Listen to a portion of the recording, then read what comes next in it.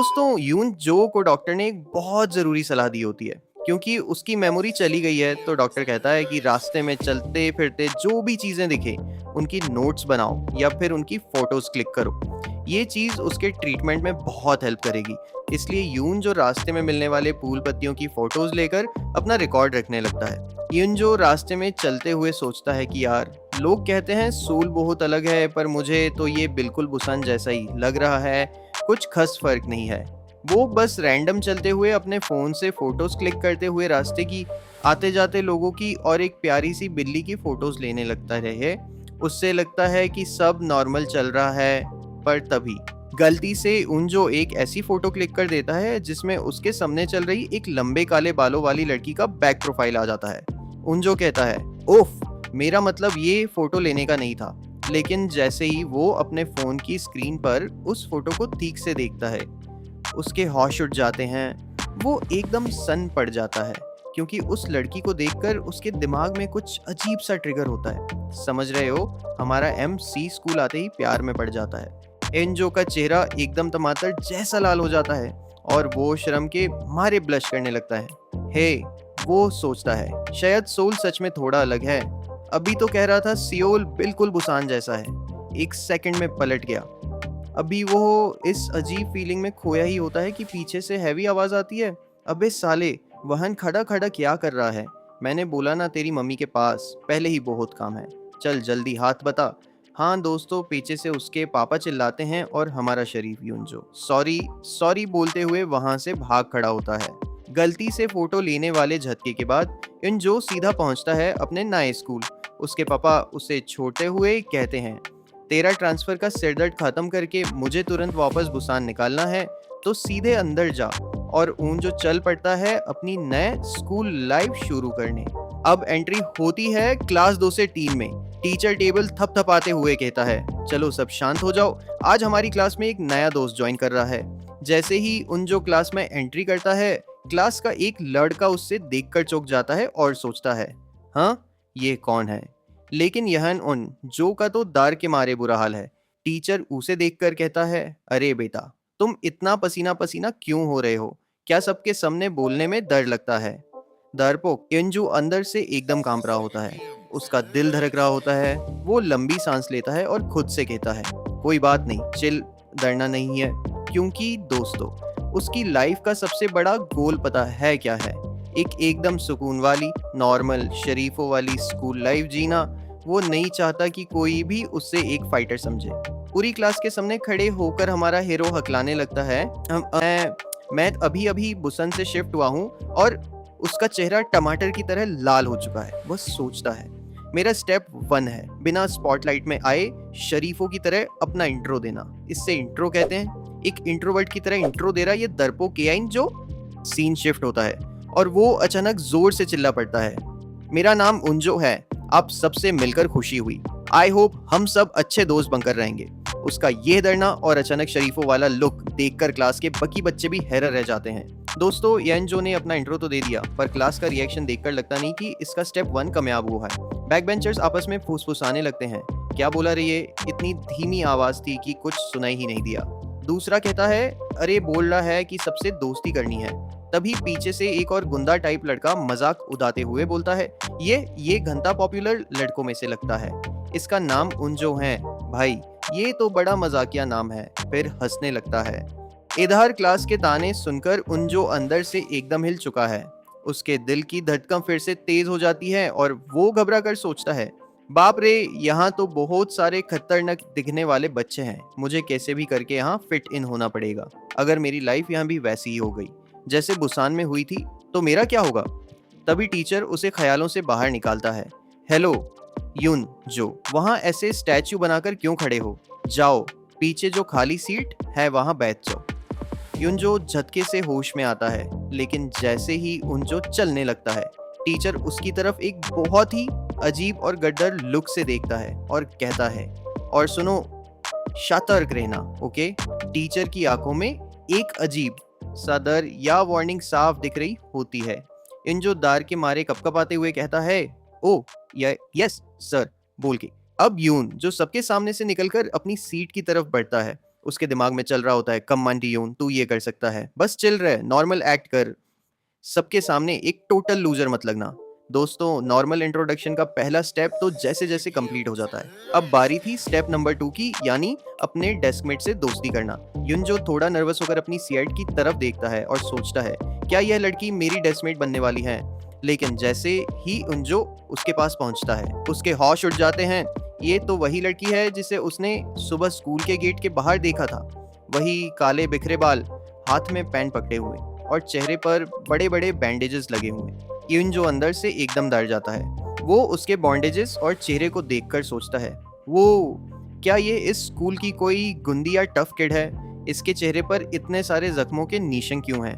भाई साहब, ये तो बहुत स्केरी लग रही है। लेकिन डर के बीच जब उनजो ध्यान से उसकी आंखों में देखता है तो उसके दिमाग में एक और ख्याल आता है, बट स्टिल ये लड़की बहुत ज्यादा प्रिटी है। हम सही कहे भाई ने, लड़की क्यूट तो है, लेकिन आगे के सीन देखकर ज्यादा देर के लिए तुम सबको ये लड़की क्यूट नहीं लगेगी। अगले सीन पे वो लड़की अचानक अपनी आंखों से एक तिरही नजर यानी एक ग्लांस है उनजो की तरफ डालती है। उनजो की तो वहीं पर सिट्टी पिट्टी गुम हो जाती है। दोस्तों, यूनजो ने स्कूल आने से पहले यूट्यूबर्स पे कर एक वीडियो देखी थी, how to survive your first day of school. उसमें लाइव गुरु कहता है, स्कूल में आप सबसे ज्यादा वक्त किसके साथ बिताते हो? अपने डेस्कमेट के साथ। इसलिए स्टेप नंबर 2 है, बिकम फ्रेंड्स विद योर डेस्कमेट। युनजो ने दिमाग में बहुत प्यारी एक्सपेक्टेशन बना रखी थी। वो सोचता है कि उसका डेस्कमेट आते ही हंसेगा, बहुत फ्रेंडली होगा और कहेगा, हाय, नाइस टू मीट यू, मैं तुम्हारा डेस्कमेट ही हूँ, कुछ भी पूछना हो तो बेझिझक पूछ लेना। और ब्रेक में दोनों कैंटीन जाकर मजे करेंगे। लेकिन भाई, यहाँ तो एक्सपेक्टेशन की ऐसी तैसी हो जाती है। एक जो जब ध्यान से देखता है तो लड़की अभी भी उसे ही घूर रही थी। एक जो थोड़ा स्वेट करते हुए हिम्मत जुटाकर अपना हाथ आगे बढ़ाता है और कांपते हुए बोलता है, nice to meet you, I am. लेकिन उनजो की बात पूरी होने से पहले ही वो लड़की एक बेहतरीन ग्लारेर देती है और सीधे मुंह पर बोलती है, ओए कमीने, घूर क्या रही है तब से? भाई साहब, दोस्ती तो गई तेल लेने, यहाँ तो कंप्लीट फेलियर हो जाता है। उनजो दार के मारे अपनी डेस्क पर एकदम दूर खिसकते हुए रोता है, मुझे इस क्लास की सबसे स्केरी लड़की के साथ क्यों बैठा दिया लो। दोस्तों, पहली बार में भले ही पोपट हो गया हो, पर हमारे उनजो हर मनने वालों में से नहीं था। वो सोचता है, अगर उतूबे वाले गुरु ने बोला है कि डेस्कमेट के क्लोज आना ही पहला रूल है, तो मुझे थोड़ा तड़ना पड़ेगा और एक और बार कोशिश करनी होगी। वो अपनी आंखों को बैंड करके दिल की धड़कन के साथ एक फेक स्माइल लाता है और बोलता है, हेलो, मिल के खुशी हुई, मैं हूँ यूनजो। यूनजो आगे कहता है, मेरा नाम थोड़ा फनी है ना? है, तुम्हारा नाम क्या है? लेकिन सामने से क्या रिएक्शन आता है? लड़की उसे एक ठंडी बेजड़ी जान नजर से देखती है और कंप्लीटली इग्नोर कर देती है। यूनजो के दिमाग में जो यूट्यूब पर वीडियो चल रही थी वो एक झटके में चकनाचूर हो जाती है। उसका डेस्कमेट से दोस्ती करने का ख्वाब अब पूरी तरह से खिड़की के बाहर जा चुका था। लेकिन दोस्तों, दोस्ती भले ही ना हुई हो, पर यूनजो का ध्यान अचानक एक चीज पर जाता है। वह सोचता है, लेकिन सीरियसली यह लड़की तब से इतनी ज्यादा फोकस किस चीज पर कर रही है? सेनजो थोड़ा आगे झुक कर चुपके से उसकी नोटबुक की तरफ झांकता है और देखता है कि वो पेन से लगातार कुछ लिख रही है। युनजू कहता है, क्या यह पढ़ाई कर रही है? लड़की अपने हथौन में पेन को बार बार क्लिक क्लिक कर रही थी और बेहतरीन ध्यान से अपनी नोटबुक में मगन थी। उसका ये शंट रूप देखकर युनजो के दिल का दार थोड़ा कम होता है और वो सोचता है, मुझे लगता है ये कोई गुंदिया बुली नहीं है जैसा मैं सोच रहा था, ये तो बस अपनी ही दुनिया में रहती है। दोस्तों, यूनजो अभी अपनी डेस्कमेट के ख्यालों में खोया ही था कि अचानक पीछे से एक आवाज आती है, हेया न्यू किड। यूनजू झटके से डर जाता है, लेकिन सामने देखता है तो दो बहुत ही फ्रेंडली दिखने वाले लड़के खड़े थे। एक का नाम था सियोंगहुन किम और दूसरे का योंगमनजो। दोनों हंसते हुए बोलते हैं, नाइस टू मीट यू। वैसे तुम्हारा सीट लक थोड़ा खराब है ना, काफी मुश्किल होता होगा। युनजो उन्हें देखकर दबी आवाज में कहता है, इन्नो, मेरा मतलब थोड़ा सा मुश्किल तो है। तभी उनमें से एक लड़का युनजो के पास आता है और बोलता है, हैंग इन देयर ब्रो। वो हमेशा ऐसी ही रहती है।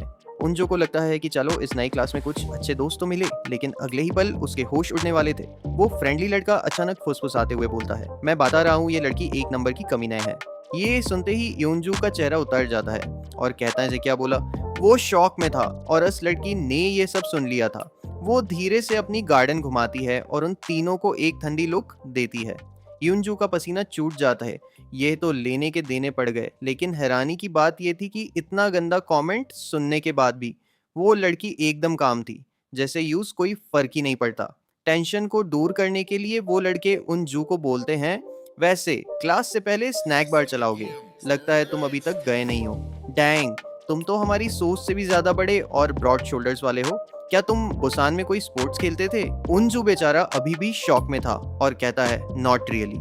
पर उनका दिमाग तो अलग ही चल रहा था। वो पूछते हैं, तो बुसान के बच्चे फन के लिए क्या करते हैं? क्या तुम लोग स्कूल के बाद सीधे समुंदर में कूद जाते हो या क्लैम्स ढूंढते हो? दोस्तों, क्लैम्स का मतलब होता है समुंदर के किनारे रेत में मिलने वाले छोटे छोटे सीप या सीपी।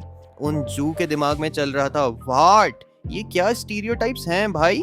दोस्तों, यानजू उन लाडकों के फनी सवालों का जवाब देते हुए कहता है, नहीं, हम भी वहाँ वैसे ही घूमते फिरते हैं जैसे तुम लोग यहाँ घूमते हो।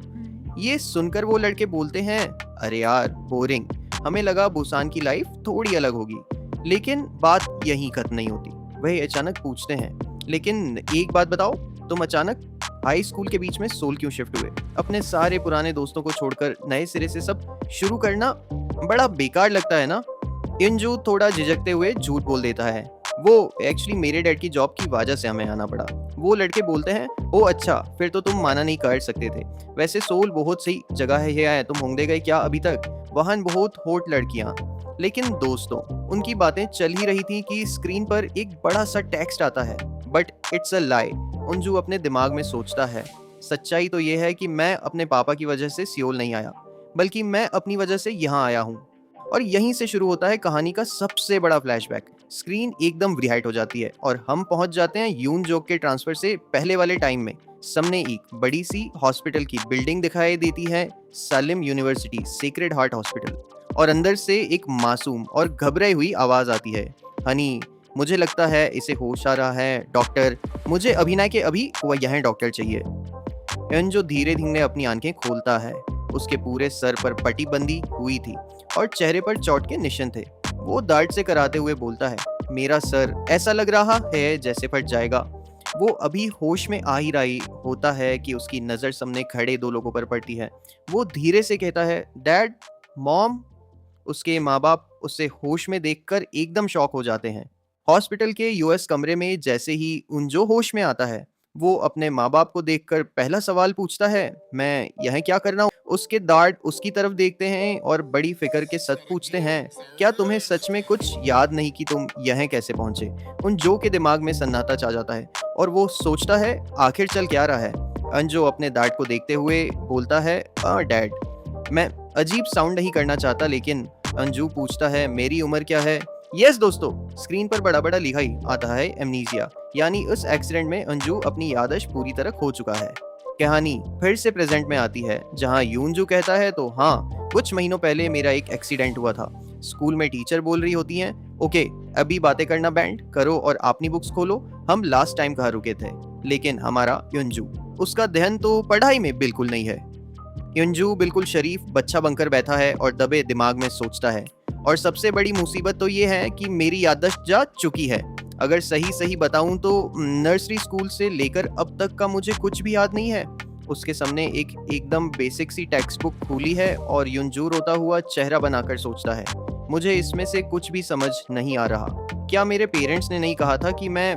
दोस्तों, यूनजू अपनी बेसिक सी टेक्स्ट बुक को घूरते हुए सोचता है, क्या मैं पढ़ाई में बहुत ज्यादा तेज था? उसके दिमाग में होपलेस और सो हार्ड चल रहा होता है, क्योंकि उसे किताबों में सिर्फ ब्लह ब्लह ब्लह दिख रहा है। वो सर पकड़ के सोचता है, क्या मैं वो सब कुछ भूल गया जो मैंने कभी पढ़ा था? लेकिन असली तमाशा शुरू होता है प्लेग्राउंड में, यानी उनकी पीआई क्लास में। खेल चल रहा था फुटबॉल का और अचानक पीछे से आवाज आती है, आगे नए लड़के को पास दो। जैसे ही बॉल यून जो की तरफ आती है, यून जो बिना सोचे एकदम प्रोफेशनल प्लेयर्स की तरह बॉल को चेस्ट पर ट्रैप कर लेता है। सारे लड़के शॉक हो जाते हैं और चिल्लाते हैं, वो नाइस ट्रैप। अब यूनजो का बॉडी रिफ्लेक्स खुद ब खुद काम करने लगता है। वो बॉल लेकर ऐसी तेजी से आगे बढ़ता है कि सामने वाले प्लेयर बोलते हैं, ओए, ये इतना तेज कैसे हो सकता है? ओपोनेंट टीम के लोग डर जाते हैं और चिल्लाते हैं, सेंटर बैक, अगर जरूरत पड़े तो फॉल करके रोक इसे। लेकिन यून जो को कोई नहीं रोक पाता। सब चिल्लाते हैं, जस्ट शूट। और यून जो एक ऐसा खतरनाक शॉट मारता है कि गोलकीपर देखता रह जाता है और सीधा गोल! उनकी टीम लीड में आ जाती है। सारे लड़के उनजो को घेर लेते हैं और हैरानी से बोलते हैं, ये चल क्या रहा है भाई? क्या इस नए लड़के ने ये नहीं बोला था कि यूथ फुटबॉल खेलना बिल्कुल नहीं आता? अबे ये तो पागल है यार, इसका ड्रिबल अभी बिल्कुल एम्बाप्पे जैसा था। यूनजो खुद शॉक में हफिंग पफिंग कर रहा होता है और उसके दिमाग में एक ही सवाल घूमता है, मैं फुटबॉल में इतना अच्छा कैसे हूँ? और तभी आता है सबसे बड़ा ट्विस्ट। उनजो कहता है, लेकिन मेरे घर वालों ने तो कहा था मैं एक ऐसा पढ़ाकू बच्चा हूँ जो कमरे से बाहर तक नहीं निकलता था। फुटबॉल में एम्बाप्पे जैसा गोल मारने के बाद युनजो की तो लॉटरी निकल जाती है। सारे लड़के उसके फैन हो जाते हैं। एक कहता है, अगले गेम में नए लड़के को मैं अपनी टीम में लूंगा। दूसरा चिल्लाता है, हे मी टू, और उनमें आपस में ही लड़ाई शुरू हो जाती है। पीछे हट साले, मैंने इससे पहले आवाज दी थी और तू क्या अचानक से इतना ड्रामेटिक बन रहा है रे? कुछ भी मतलब हद है यार। अपनी ये नए नए दोस्तों की भीड़ और पॉपुलैरिटी देखकर उनजो थोड़ा शर्मा जाता है, उसके गाल लाल हो जाते हैं। वह थोड़ा मुस्कुराता है और सोचता है, बट शुक्र है शायद मैं अपना गोल पूरा कर पाऊं। और दोस्तों, उसका गोल पता है क्या है? सिर्फ एक चीज, to live a normal school life, यानी एक आम और शांतिपूर्ण स्कूल लाइफ जीना। अब कहानी हमें लेकर जाती है थोड़े दिन पहले के फ्लैशबैक में, सीधा बुसान शहर, एक बड़े से घर के अंदर यून जो खड़ा है, जहां उसकी मॉम उससे पूछती है, तो क्या लगता है घर आने से तुम्हारी आदत थोड़ी वापस आई? यून जो एक एनवाई वाली कैप पहने सिर खुजाता है और उदास होकर कहता है, सॉरी मॉम, अभी तक तो नहीं वापस आई। उसकी मॉम उसे दिलासा देती हैं और कहती हैं, आह नहीं बेटा, सॉरी बोलने की कोई बात नहीं है, सब धीरे धीरे याद आ जाएगा। ये देखो, ये तुम्हारा कमरा है। और जैसे ही उन जो अपने कमरे का दरवाजा खोलता है, उसके होश उड़ जाते हैं। कमरे में फ्लोर से लेके सीलिंग तक सिर्फ और सिर्फ किताबें भरी पड़ी हैं। उन जो हैरानी से बोलता है, वाओ, यहाँ तो बहुत सारे बुक्स है। उसकी मॉम आगे बताती हैं कि बचपन से ही तुम्हें सिर्फ पढ़ाई का शौक था, चाहे स्कूल हो या घर, सिर्फ किताबें। तुम हमेशा क्लास में टॉप करते थे, एक परफेक्ट बच्चे थे। और तो हमारा इयन जो फीवर में भी स्कूल जाता था। इन जो के कमरे में दोस्त तो सिर्फ किताबें ही नहीं थे। उसकी मॉम उसे बहुत सारे अवार्ड्स दिखाती हैं और कहती हैं, देखो ये सारे अवार्ड्स तुमने जीते हैं, एक नेशनल मैथ ओलंपियाड का है और दूसरा साइंस फेयर में फर्स्ट आने का। वो आगे कहती हैं कि तुम बचपन से ही इतने अच्छे बच्चे थे कि तुमने कभी उन्हें कोई परेशानी नहीं दी और उन्हें तुम पर बहुत नाज है। लेकिन ये सब बोलते बोलते सडन ट्रांजिशन होता है। मॉम की आवाज़ भारी हो जाती है और वो रोते हुए कहती हैं, ओह गुडनेस, और रोते रोते कमरे से बाहर भाग जाती है। यून जो के डैड पीछे से चिल्लाते हैं, एच हनी। यून जो एकदम ब्लैंक हो जाता है कि आखिर चल क्या रहा है। मॉम के जाने के बाद एडा इन जो से कहते हैं कि उसकी मॉम और वो अभी भी इस हादसे से काफ़ी दारे हुए हैं। इन जो एक अच्छा बेटा बैंकर कहता है, श्योर डैड, आई अंडरस्टैंड। एक बार स्कूल शुरू हो जाए तो मेरी मेमोरीज वापस आ जाएंगी और मॉम भी ठीक हो जाएंगी। हाँ हाँ। युनजो तो नॉर्मल बिहेव करने की कोशिश कर रहा है, पर उसके डैड के चेहरे पर एक अजीब सा डार्ट और सीरियस टेंशन साफ दिख रहा है। और अब आता है इस कहानी का सबसे बड़ा और डार्क ट्विस्ट। डैड उनजो से कहते हैं, मुझे पता है ये सुनना बहुत बुरा लगेगा क्योंकि तुम अभी अभी मौत के मुंह से वापस आए हो, लेकिन तुम्हें कुछ याद नहीं है, इसलिए मेरा फर्ज है तुम्हें ये बताना। हमें भी ये बात हाल ही में पता चली है बेटा। सच ये है कि स्कूल में तुम्हारा बहुत गंदा रैगिंग होता था, तुम्हारा हरासमेंट होता था। इन जो के होश उड़ जाते हैं। जो लड़का एकदम खुश होकर आम स्कूल लाइफ जीना चाहता था, यूज पता चलता है कि उसके एक्सीडेंट या मौत के करीब पहुंचने की वजह कोई आम बीमारी नहीं बल्कि स्कूल बलिंग थी। जैसे ही डैड यूनजो को उसकी बलिंग के बारे में बताते हैं, उसे उस डराने रात का एक भयानक फ्लैशबैक आता है। हम देखते हैं कि उस एक्सीडेंट वाले दिन कुछ बदमाश लड़के यूनजो का पीछा कर रहे थे। एक बुली चिल्लाता है, हे बेंजो देखो कैसे भाग रहा है, और दूसरा हंसते हुए कहता है, हान भागता रहे, क्योंकि अगर हमने तुझे पकड़ लिया तो तू तो गया। यूनजो इतना डरा हुआ था कि वो बस बिना देखे बस भागे जा रहे होता है। भागते भागते यूनजो एक ऐसी जगह पहुंच जाता है जहां सीधा एक हैवी ट्रक उसकी तरफ आता है। तेज हेडलाइट्स उसके चेहरे पर पड़ती हैं और वो फ्रीज हो जाता है। यानी जो मेमोरी लॉस यूनजो को हुआ है उसकी वजह पुलिस से भागते वक्त हुआ ये खौफनाक ट्रक एक्सीडेंट था। ये सुनकर यूनजो के होश उड़ जाते हैं, पर उसके डैड प्यार से बोलते हैं, कोई बात नहीं बेटा, तुम जिंदा हो, यही सबसे बड़ी बात है। मॉम डैड उसकी एक नई शुरुआत के लिए उसका एडमिशन एक नए स्कूल में करा देते हैं जहाँ कोई उसके पास्ट को नहीं जानता। नए स्कूल में इंजो बस एक नॉर्मल लाइफ चाहता है, पर वहाँ उसकी नज़र एक अजीब लड़की पर पड़ती है जो हमेशा अकेली रहती है और उसके चेहरे पर बैंडेजेस लगे हैं। वो चुपचाप एक इंग्लिश टेक्स्ट बुक पढ़ रही होती है। उनजो सोचता है, क्या ये भी बुलिंग का शिकार है? लेकिन नए स्कूल के पहले ही दिन सॉकर मैच में उनजो ऐसा जलवा दिखाता है कि सब उसके फॉन्ट हो जाते हैं। लड़के उसे घेर कर बोलते हैं, अबे ये लड़का तो मास्ट खेलता है, अच्छा हुआ तू हमारी क्लास में आया। युनजो ब्लश करते हुए मन में सोचता है, वाह इतने सारे कूल दोस्त बन गए, थैंक यू मेरे पास्ट वर्जन जो तुमने छुप कर इतनी प्रैक्टिस की थी। यूस लगता है कि उसकी बुरी जिंदगी अब खत्म हो चुकी है, पर उसे नहीं पता था कि ये सब बस एक दिखावा है। तभी उसका नया दोस्त बोलता है कि जिम के कपड़े टेरेस पर सुखाने हैं। उन जो मासूमियात से कपड़े उतार ऊपर जाने लगता है, पर वो लड़का उसे रोककर बोलता है, तू बहुत लकी है रे, हमारी क्लास को छत पर जाने की जरूरत नहीं है। और ये बोलते ही वो अपना गंदा कपड़ा पीछे फेंकता है जो सीधा उस बॉन्डेज लड़की के सर पर गिरता है। बुली हंसते हुए बोलता है, क्योंकि हमारे पास ये सारे काम के लिए एक नौकरानी एरंड गर्ल है। जो ये देखकर एकदम सुन्न हो जाता है। हट तो है तब पार होती है जब क्लास की बाकी लड़कियां भी लंच पर जाते जाते अपने गंदे कपड़े उस लड़की पर ढेर कर देती हैं।